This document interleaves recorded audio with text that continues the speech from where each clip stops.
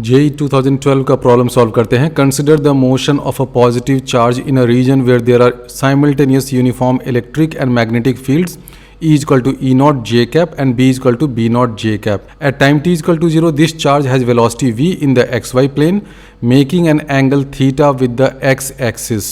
Which of the following options are correct for t greater than 0? तो t is equal to 0 पे velocity क्या है? Velocity जो है वो x एक्सिस से थीटा एंगल बना रहा है, तो हम लोग वेलोसिटी को लिख सकते हैं v cos theta i cap plus sine theta j cap, क्योंकि क्वेश्चन में ही दे रखा है कि वेलोसिटी एक्स वाई प्लेन में है, यानी कि आई कंपोनेंट होगा और जे कंपोनेंट होगा, और ये एक्स एक्सिस के साथ थीटा एंगल बना रहा है। तो वेलोसिटी का एक्स कंपोनेंट कितना होगा? v cos theta, Y component होगा v sin थीटा। किस टाइम पे? Time t is equal to 0 पे। ऑप्शन ए में दे रखा है कि if theta is equal to 0, अगर थीटा 0 हो गया यानी कि वेलोसिटी क्या हो जाएगा? वेलोसिटी हो जाएगा v आई कैप। तो if theta is equal to 0 the charge moves in a circular path in the X Z plane.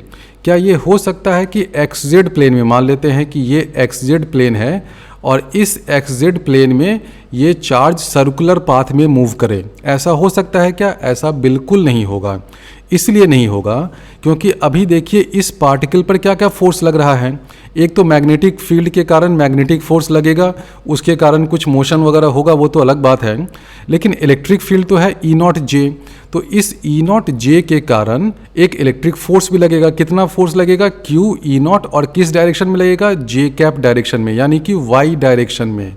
Y direction में इस पार्टिकल पर फोर्स लग रहा है, तो ये कहना कि एक्स जेड प्लेन में सर्कुलर मोशन होगा, ये तो बेईमानी है, ये तो हो ही नहीं सकता है, क्योंकि इस पार्टिकल पर वाई डायरेक्शन में जेड कैप डायरेक्शन में electric force Q E not लग रहा है। इसका मतलब इसके पास वाई डायरेक्शन में, इस डायरेक्शन में भी फोर्स है, यानी कि एक्सेलरेशन होगा, वेलोसिटी होगा, यानी कि एक्स जेड प्लेन से बाहर भी मोशन होगा। तो ये ऑप्शन ए तो गलत है। बी में दे रखा है कि if theta is equal to 0 the charge undergoes helical motion with constant pitch along Y axis. ये भी गलत है। कांस्टेंट पिच जो दे दिया ना, ये गड़बड़ कर दिया। अगर ऑप्शन में कांस्टेंट पिच नहीं लिखता तब ये सही हो जाता, क्योंकि देखिए थीटा इज इक्वल टू 0 के लिए क्या है? v is equal to V I है, तो इलेक्ट्रिक फोर्स कितना लगेगा? वो तो उतना ही लगेगा जैसे Q into E naught. Magnetic force कितना लगेगा? मैग्नेटिक फोर्स जो लगेगा वो B naught j magnetic field के कारण इस वाई एक्सिस के परपेंडिकुलर लगेगा। तो इस मैग्नेटिक फोर्स के कारण हेलिकल मोशन तो स्टार्ट हो जाएगा। हेलिकल इसलिए होगा क्योंकि वाई डायरेक्शन में, किस डायरेक्शन में? जो मैग्नेटिक फील्ड का डायरेक्शन है, मान लेते हैं कि ये वाला डायरेक्शन है वाई डायरेक्शन, तो इस डायरेक्शन में मैग्नेटिक फील्ड भी है और इस डायरेक्शन में कुछ फोर्स भी है। किसके कारण? इलेक्ट्रिक फील्ड के कारण। तो इस डायरेक्शन में भी तो मोशन हो रहा है, तो ये हेलिकल मोशन होगा। लेकिन हेलिकल मोशन क्या कांस्टेंट पिच के साथ होगा? नहीं होगा, क्योंकि वाई डायरेक्शन में एक इलेक्ट्रिक फोर्स है, तो वाई डायरेक्शन में एक्सेलरेशन होगा, वाई डायरेक्शन में वेलोसिटी इंक्रीज करेगा। पिच क्या होता है? पिच होता है कि एक टाइम पीरियड टी में कितना डिस्टेंस आपने वाई डायरेक्शन में कवर किया। तो वाई डायरेक्शन में वेलोसिटी इंक्रीज कर रहा है, इसका मतलब ये वाला जो डिस्टेंस है ना, ये इंक्रीज करता जाएगा, यानी कि पिच इंक्रीज करेगा। क्यों? क्योंकि वाई डायरेक्शन में एक इलेक्ट्रिक फोर्स है। हम लोग अज्यूम कर रहे हैं कि ई नॉट यहाँ पर एक पॉजिटिव क्वांटिटी है, क्योंकि आगे वाले पोर्शन में भी इसको यूज़ करना पड़ेगा जब पिच इंक्रीजिंग दे रखा है। तो हम लोग इस अजम्पशन के साथ काम कर रहे हैं कि ई नॉट एक पॉजिटिव क्वांटिटी है, तो इस ई नॉट के कारण इलेक्ट्रिक फोर्स लगेगा। कितना electric force? Q E not electric force. इस इलेक्ट्रिक फोर्स के कारण वाई डायरेक्शन में एक्सेलरेशन होगा, इसका मतलब वाई डायरेक्शन में वेलोसिटी इंक्रीज करेगा। वेलोसिटी इंक्रीज करेगा तो हर टाइम पीरियड में वाई डायरेक्शन में जो डिस्टेंस कवर हुआ है वो इंक्रीज करेगा, तो कांस्टेंट पिच होगा, ये गलत है। तो इस ऑप्शन में अगर ये कांस्टेंट पिच वाला टर्म नहीं रहता तो बी सही ऑप्शन हो जाता, लेकिन क्योंकि इसने कांस्टेंट पिच लिख दिया है तो बी ऑप्शन भी गलत है। बी गलत हो गया, ए तो पहले से ही गलत था। सी ऑप्शन में है कि if theta is equal to 10 degree the charge undergoes helical motion with the pitch increasing with time along the Y axis. ये बिल्कुल सही है। थीटा की वैल्यू 10 डिग्री है तो वी को हम लोग लिख सकते हैं V cos 10 I plus sine 10 degree J. Magnetic field किस डायरेक्शन में है? वाई एक्सिस के अलोंग है, तो मैग्नेटिक फोर्स किस प्लेन में लगेगा? एक्स जेड प्लेन में लगेगा। तो एक्स जेड प्लेन में जो मैग्नेटिक फोर्स लग रहा है उसके कारण कुछ गोल गोल मोशन होगा, बिल्कुल होगा, लेकिन पिच इंक्रीज करेगा। पिच क्यों इंक्रीज करेगा? जैसा कि मैंने अभी बताया, Q E naught Y direction में ये फोर्स लग रहा है, इस फोर्स के कारण वाई डायरेक्शन में वेलोसिटी इंक्रीज करेगा। वेलोसिटी इंक्रीज करेगा तो पिच इंक्रीज करेगा, तो सी ऑप्शन सही है। डी ऑप्शन में है if theta is equal to 90 degree, तो वेलोसिटी क्या हो जाएगा? वेलोसिटी इज इक्वल टू हो जाएगा V J cap. The charge undergoes linear but accelerated motion along Y axis. ये भी सही है, क्योंकि अगर वेलोसिटी जो है वो जे कैप डायरेक्शन में है और मैग्नेटिक फील्ड क्या है वो भी जे कैप डायरेक्शन में है, बी नॉट जे हो गया, तो मैग्नेटिक फोर्स क्या होता है? Q V cross B. तो आप यहाँ से देख सकते हैं कि वेलोसिटी और मैग्नेटिक फील्ड दोनों पैरेलल हैं यानी कि मैग्नेटिक फोर्स जीरो हो गया। तो मैग्नेटिक फोर्स तो इस पर कुछ लगेगा ही नहीं, तो अब सिर्फ क्या लगेगा? इलेक्ट्रिक फोर्स लगेगा।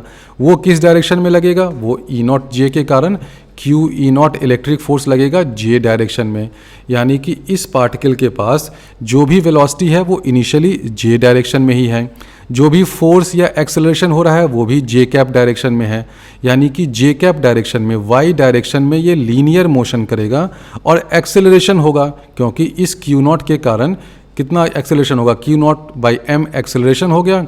तो डी ऑप्शन सही है कि if theta is equal to 90 degree the charge undergoes linear but accelerated motion along Y axis. JEE 90 का प्रॉब्लम है अ वायर ABCDEF, ABCDEF ये वायर है, each of side length L carrying a current I is placed in a uniform magnetic field B parallel to the positive Y direction. The force experienced by the wire is, उसका magnitude find करना है, उसका direction find करना है।